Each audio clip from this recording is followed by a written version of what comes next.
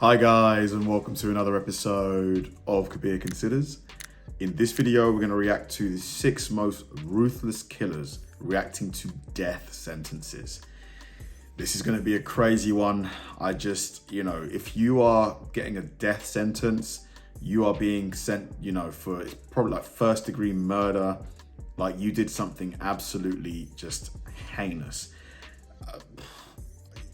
I'm guessing these people are going to have no remorse at all, but maybe they will. Maybe they won't have remorse, but the pain of knowing that they're now going to be sent to death row and they don't want to go to death row.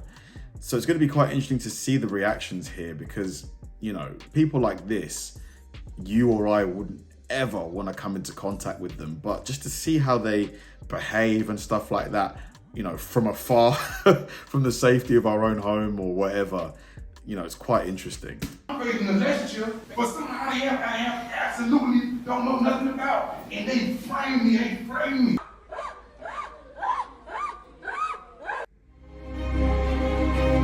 What?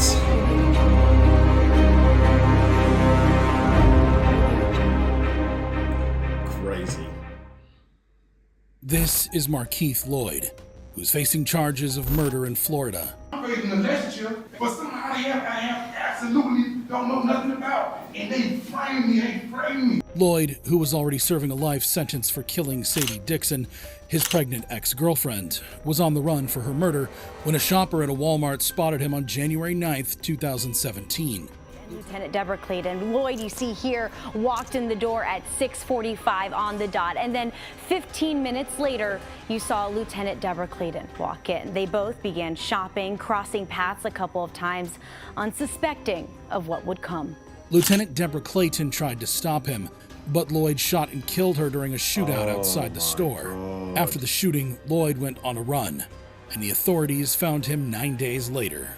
Wow. Lloyd didn't give up easily and lost his eye in an altercation with the police. Lloyd also claimed to have suffered brain damage when officers beat and kicked him during a manhunt for Clayton's killer. Lloyd's sentencing hearing was delayed due to concerns about his mental health. During the trial, he claimed to have fired at Clayton in self-defense and that he was insane at the time. However, the judge ruled him competent to continue with the sentencing hearing. As if his crimes were not horrendous enough, Lloyd's behavior in court will shock you even more. Is that correct? Mr. Lloyd, watch your tone and the way you speak. Out.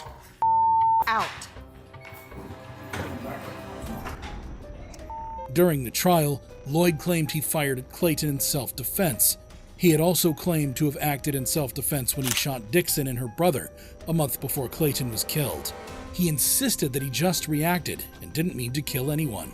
I was just reacting. Even when they opened the door, I just reacted. I fired 2 shots. Is he hearing himself? I just reacted. Who just reacts by starting to shoot their gun?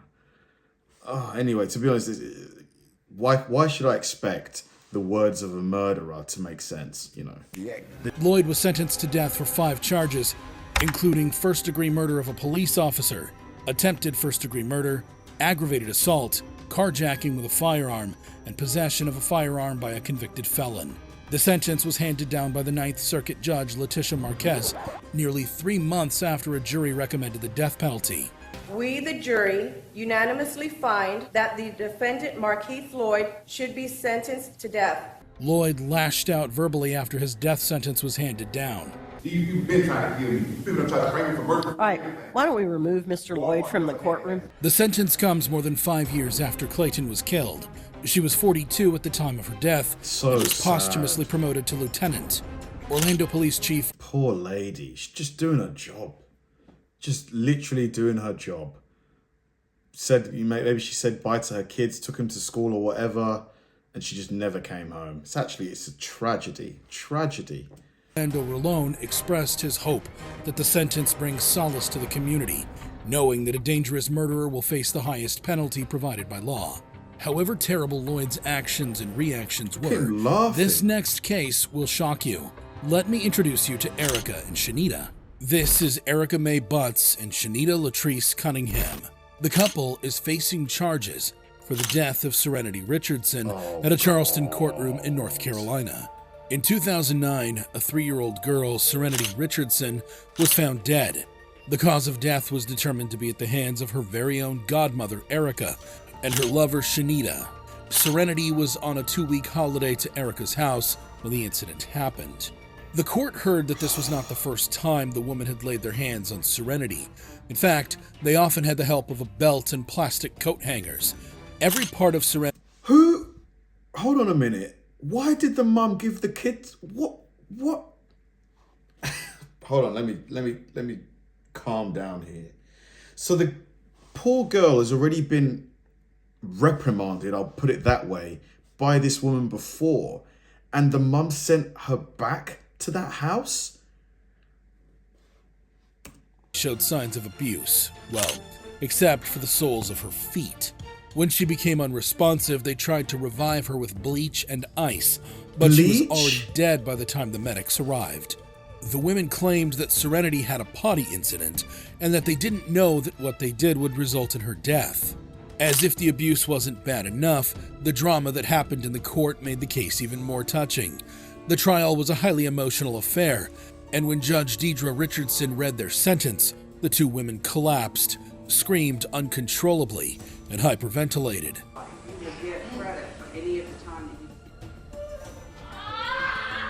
Man, who cares? Court officials had to pick them up off the floor and wheel them out of the room.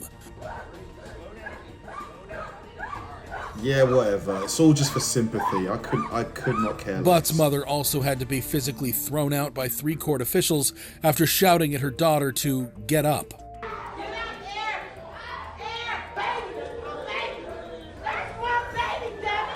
Prosecutor Elizabeth Gordon noted that this was the worst case she had seen in 4 years of prosecuting crimes against special victims.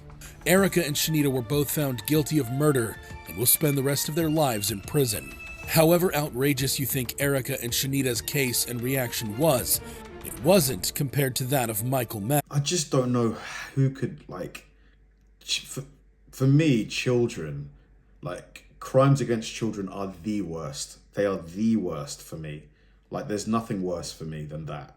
How can you look at a kid, an innocent kid, and want to do them harm? I don't understand it.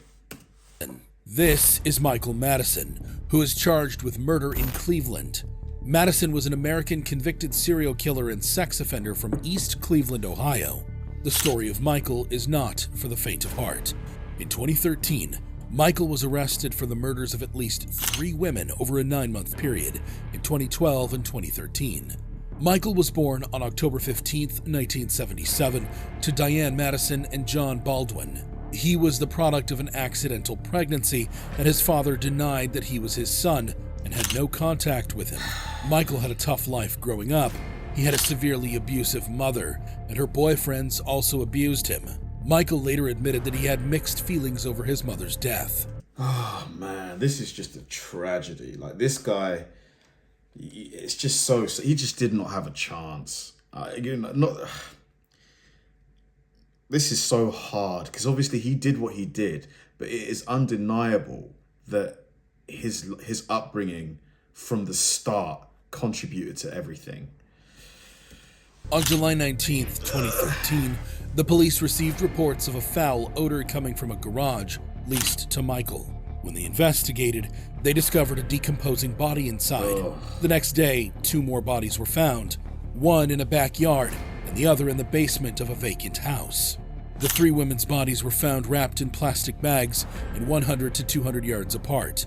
The victims were identified as Shatisha Sheely, 28, who had been missing since September 2012, Angela Deskins, 38, a resident of Cleveland who was reported missing in June 2013, and Sherelda Helen Terry, 18, who was last seen leaving a Cleveland elementary school on July 10, 2013, where she had a summer job.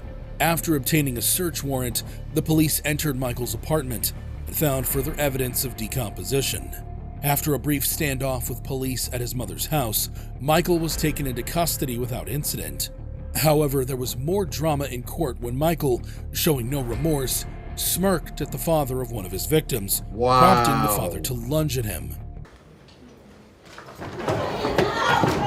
Oh my God. He is laughing at the dad of the victim. This guy has no soul, man. No soul.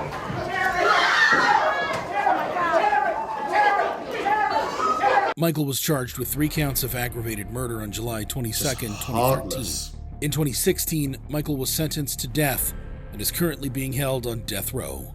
Upon consideration of the relevant evidence, the testimony exhibits admitted in mitigation, it is a judgment of this court that the aggravated circumstances of course of conduct, felony murder, kidnapping, felony murder, rape, of which the defendant was convicted, outweigh the mitigating factors by proof beyond a reasonable doubt. Accordingly, the sentence of death is imposed upon the defendant, Michael Madison, on counts 1, 4, and 7. He remained emotionless as his sentence was read. Michael will no longer be smirking at victims' relatives. However, even Michael would probably be shocked by the case of Diana Lovejoy. Damn, that poor dad. Oh my, I don't blame him at all for what he did. I just wish that he managed to get a couple of punches in before they got to him. This is Diana Lovejoy, a Carlsbad woman who is in court for attempted murder and conspiracy to commit murder. Lovejoy, a 44-year-old woman from California, made headlines in September 2016 when she was found guilty of attempting to murder her ex-husband, Greg Mulvihill. The shooting occurred on a dark dirt path in Carlsbad, California, with Mulvihill being shot in the side. Lovejoy's and Mulvihill's relationship went downhill after a bitter divorce and custody battle over their son. The case was sensational, and the court heard about Lovejoy's false claims of abuse against her ex-husband. The allegations were proven to be untrue and were used as a ploy to gain sole custody of their young son. Wow. Lovejoy and McDavid met at an Oceanside gun range where he worked and subsequently engaged in an affair, despite McDavid being married. McDavid was an ex-Marine and School of Infantry instructor. Lovejoy hired him to carry out the shooting, pretending to be a private investigator and offering evidence proving that Mulvihill was abusive. You may think the case is straightforward, but wait until you hear the defense Lovejoy and McDavid put up in court. During their sentencing hearing, What's she doing? Lovejoy and McDavid both denied any involvement in a murder-for-hire scheme, stating that they had never intended to kill Mulvihill. Lovejoy was emotional and tearful, saying that she would never take her son's father away from him. Mate, give me a break with the crocodile tears. I hate it. The fake crying just to get yourself out of a jam. It's so painful that some people in this world seem to think that I would have it in me to do this. McDavid claimed that Lovejoy had manipulated him into Cry me a carrying river. out the shooting and that the jury had got it wrong. He insisted that with his training, if he wanted to shoot McDavid fatally, he would. Despite their claims of innocence, the prosecutor argued that both were blaming others and taking no accountability for their actions. Lovejoy was sentenced to 26 years to life in prison, while her accomplice, Welton McDavid Jr., received a 50-year sentence for pulling the trigger on the gun that shot Mulvihill. When Lovejoy heard her sentence, she collapsed on the table. To commit murder. However bad you think Diana Lovejoy's reaction was, it wasn't the only time a convict reacted strangely to a life sentence. Like in the case of Nico Jenkins.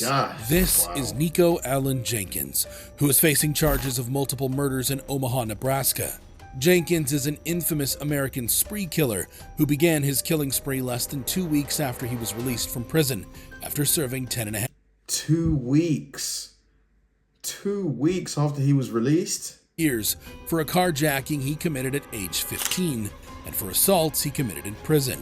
Jenkins claims that he committed the murders under the command of the ancient serpent god Apophis. Jenkins began his criminal record at the age of 7 when he was charged with bringing a gun to school. On August 11, 2013, a patrol officer discovered 2 bodies in a white Ford pickup truck parked near a city swimming pool at 18th and F Street. The 2 victims had been shot in the head, and their pockets turned inside out. They were lured to meet 2 women for a sexual encounter. The murder spree began with this random double murder less than 2 weeks after Jenkins' release from prison on July 30th. Jenkins' 4th and final victim, Andrea Kruger, was discovered on August 21st at about 2:15 a.m. by a deputy sheriff responding to a shots fired call. Her body was found lying on the road at 168th and Fort Street with multiple 12-gauge shotgun wounds to the face, neck, and shoulder.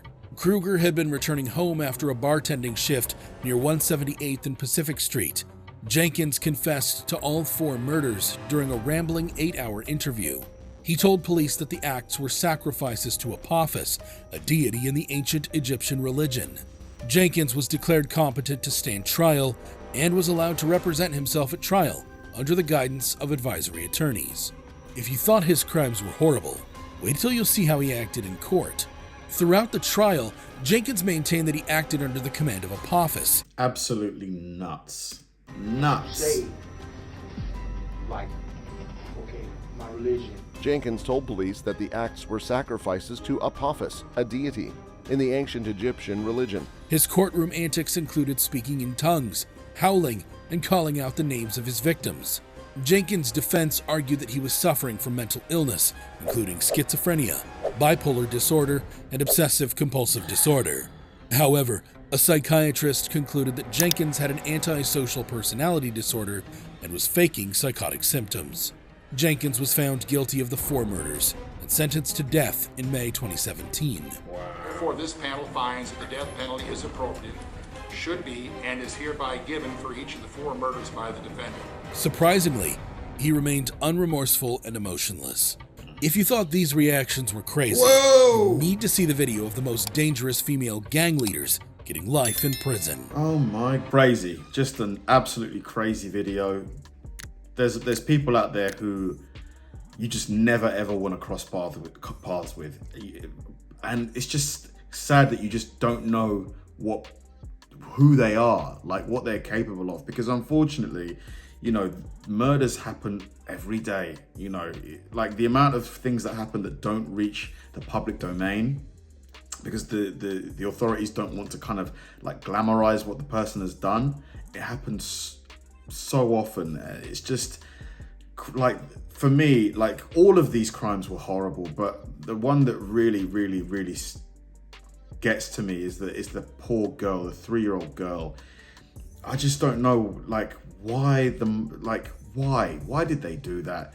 You know, anyway, they're both going to be in there for life now. Good. Thanks for watching, guys, and I'll see you in the next one.